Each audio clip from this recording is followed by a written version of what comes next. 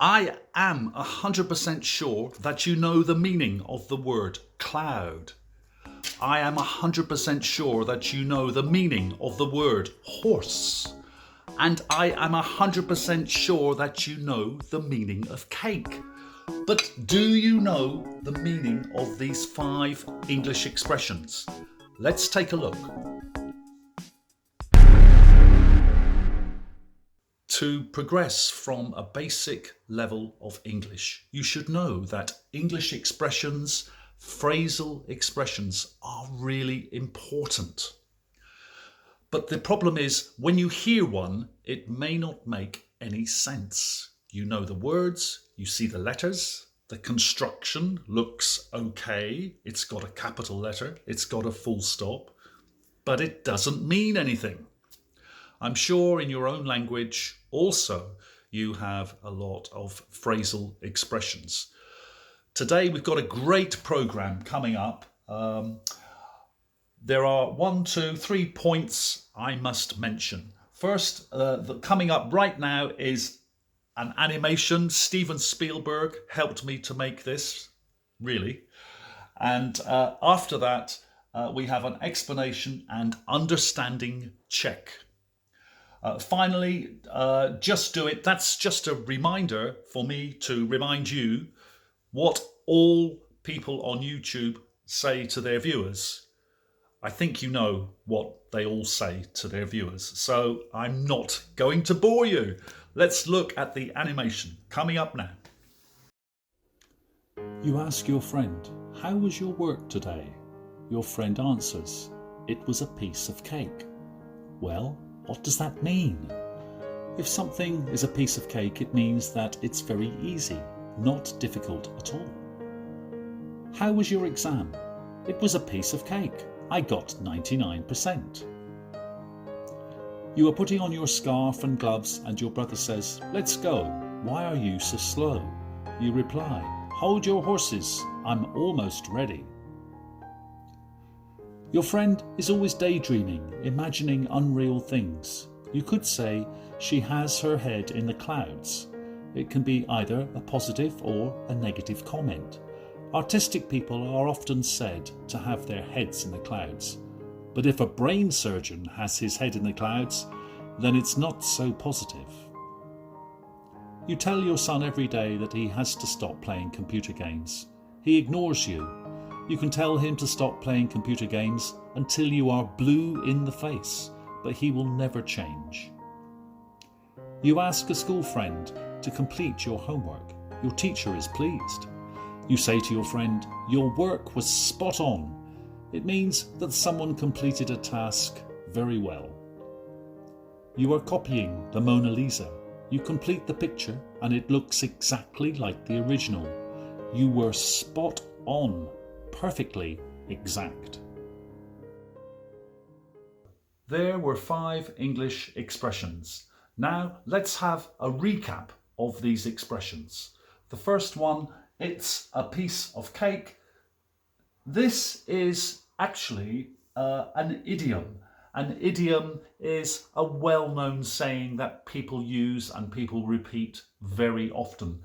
And this one is really common. People use this all the time. It's a piece of cake. Something is very easy. Very, very easy. It's also a metaphor.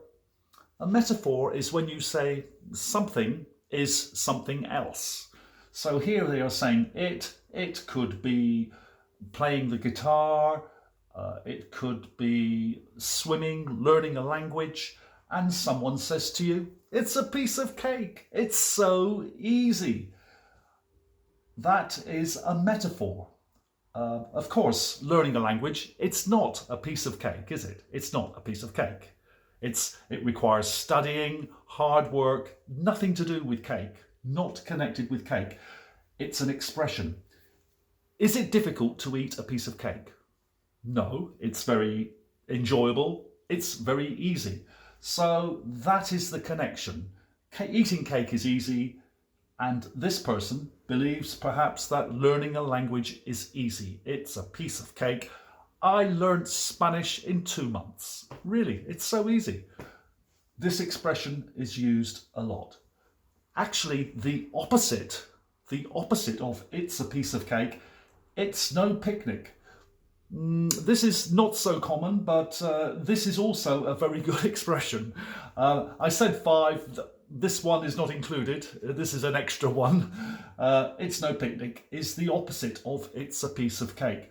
So this is when something is difficult. He says, it's a piece of cake. Learning English is a piece of cake. Learning English is a piece of cake. And you say, no, it's not. It's no picnic. It's no picnic.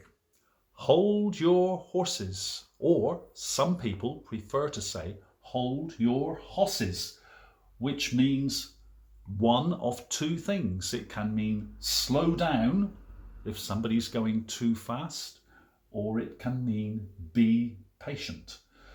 Why would you say hoss and not horse? That's a good question. Hoss was 19th century US slang for horse.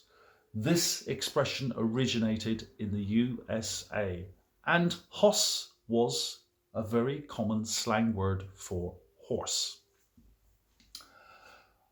Slow down. Well, originally this probably meant somebody on a horse, or a horse and a cart, horse and carriage is going too fast. Come on, giddy up. It's saying to the horses to go faster, and somebody who is with this driver is saying, hold your horses, you're driving too fast.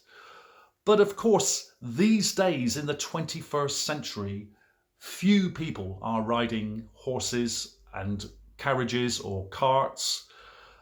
I think most people prefer public transport or cars these days. It's more convenient. So you don't use this in the literal sense very often. Of course, it's possible if you're driving with somebody, if you're a passenger and the driver is going too fast, you could say, hold your horses, you're scaring me, you're driving too fast. You could use it. That's very literal, a literal sense, a real sense of this sentence. But usually it's not a literal sense. Perhaps somebody wants to do something very quickly, and your advice to them is, I think you should hold your horses. Hold your horses. Have a think about this. Perhaps your friend says, I went on a date last night and I met a wonderful woman, and we got on so well. We spent all the evening together. I'm going to see her again today, and we're going to go on holiday, and I really love her and I want to marry her and have children and have a family. I want to grow old with her. And you could say to your friend, hold your horses, hold your horses. You're thinking ahead too much. You're going very, very quickly. You need to slow down this relationship. Otherwise, you may be disappointed. So that's kind of one sense, and you can use it in that sense in many different situations. Of course, this is not so different, actually. Be patient, slow down. It depends on the situation. It depends on the context of your conversation. Kind of similar in many cases. Be patient, for example, you're waiting to go into the theatre, you're waiting with your friend, and your friend is getting very irritated, waiting in a queue, it's raining. It's like, oh, I don't want to go. I think I'm going to go home. I want to go and have a coffee and get warm in a cafe. I'm not going to wait here in this rain. And you say, hold your horses, hold your horses. Look, I can see somebody is opening the door of the theatre. We can go in a minute. It's okay. So you can use it in many of those kind of situations where somebody is very impatient, something isn't starting. That kind of situation is also possible. To have your head in the clouds. What does this mean? Are we talking about tall people? No, we're not talking about tall people. Again, this phrase is an idiom and it's also a metaphor. We're not talking about very, very tall people whose heads are physically in the clouds. We are talking about people, usually the main sense would be daydreaming or not being focused. People who are not focused, perhaps in a business meeting, one of the group of people around the table is looking out of the window, thinking, maybe daydreaming, and this person, you could say, has his head in the clouds. He's not with us. He's not mentally. He's not here. He's somewhere else doing something inside his head. He's daydreaming. He has his head in the clouds. So that's negative. It's really negative. And in the video indicated that there may be a positive and a negative situation for this expression. Most of the time, it's a negative expression. Most of the time. The other meaning, being unrealistic, out of touch with the real world. In the video, they were talking about artists, artistic people, musicians, painters, sculptors. They could sometimes be accused of having their heads in the clouds because they are so focused on their particular area. They're so focused on learning music. They're so focused on creating beautiful paintings that they are not paying very much attention to the real world. In that case, there could be some situations where it's positive. You say, Michelangelo has his head in the clouds, but look at what he's creating, because he's focusing totally on something which he loves to do, something which is his passion. Of course, his head is in the clouds. He's not so connected with the real world. He's connected with his world, where he can create his special artistic masterpieces. Until you are blue in the face. This expression is usually given as advice. It could be said, of course, directly to you. Someone could say that to you in a certain situation. So what does it mean? Until you are blue in the face. Usually it comes in a construction something like this. You can try to convince me until. Until is usually used with this phrase. You can try to convince me until you are blue in the face, but I will never go on holiday with you. You can argue until you are blue in the face, but you will never convince me. You will not convince me. You can continue arguing, telling me all the pros, but you will never convince me. You can tell John until you are blue in the face. You can tell him over and over again until you are blue in the face. But he will never leave his wife. He will never leave his wife. So stop telling him. Stop telling him to leave his wife. I don't know whether it's good or bad advice, but these are the constructions which are very typical. Until and but. You can do until you are blue in the face, but. That is the normal construction when you use this phrase. Finally, spot on, spot on. You could also, or instead, say bang on. It has exactly the same meaning, bang on. Spot on is probably more common than bang on. Spot on, exactly right, exactly correct, perfect, or as good as possible. It's a compliment. It's very, very positive. So, for example, John's calculations. John works in the office with you and he's an accountant. And somebody says to you, what are John's calculations like? and you have known him for many years. He's always very, very accurate. And you can say, John's calculations are spot on.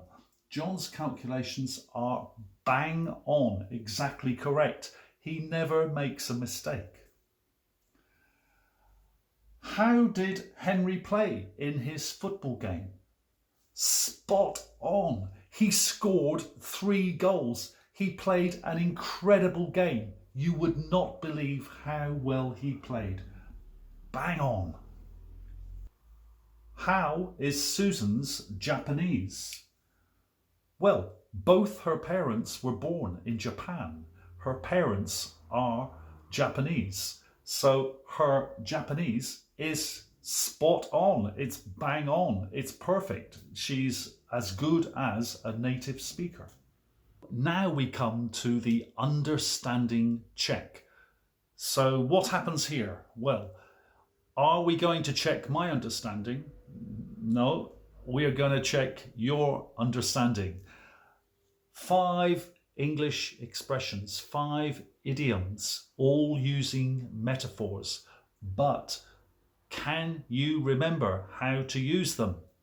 So what we have here are 5 situations with missing words.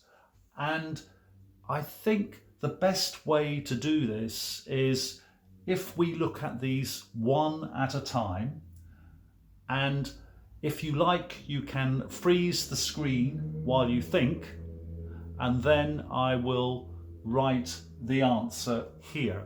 So we just look at them one at a time. You have a think, try to find the missing words, and then you can check with me very quickly. So the first one, I started riding a horse when I was 3 years old. It is one of these 5 English expressions. So it is a piece of cake. Okay, it is a piece of cake. The next one, Jane told her husband. Jane told her husband, but he still drinks too much. Jane told her husband, but he still drinks too much.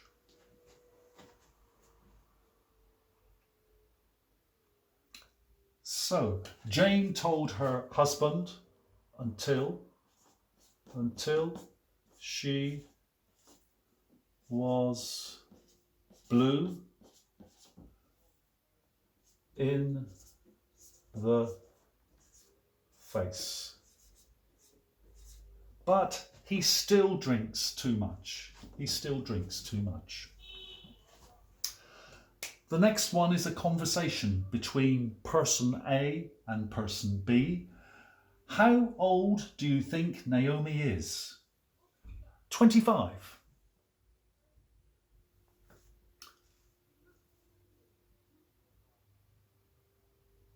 25 is spot on, spot on.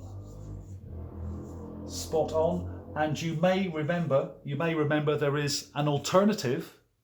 You can also say bang on. Either of those is good. Either of those is good. Okay, I have to crouch down low here because the board is very low.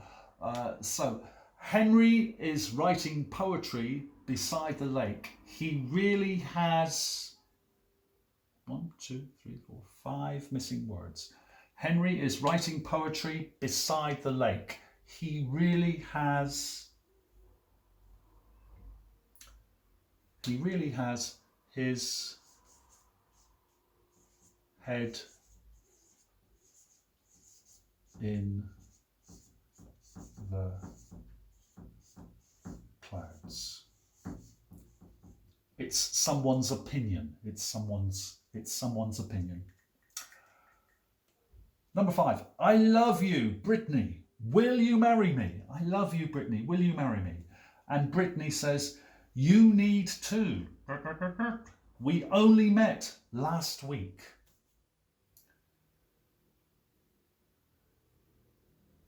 Okay, so Brittany says, you need to hold your horses, or the alternative, as you know, the alternative is hosses. Hold your horses. Excuse my terrible writing. That is supposed to be a H here. You need to hold your horses. You need to hold your horses. We only met last week. They were 5 English expressions with an understanding check. Missing word exercises, and I hope you found those missing words. I hope this lesson for you was a piece of cake. I hope it was spot on or bang on.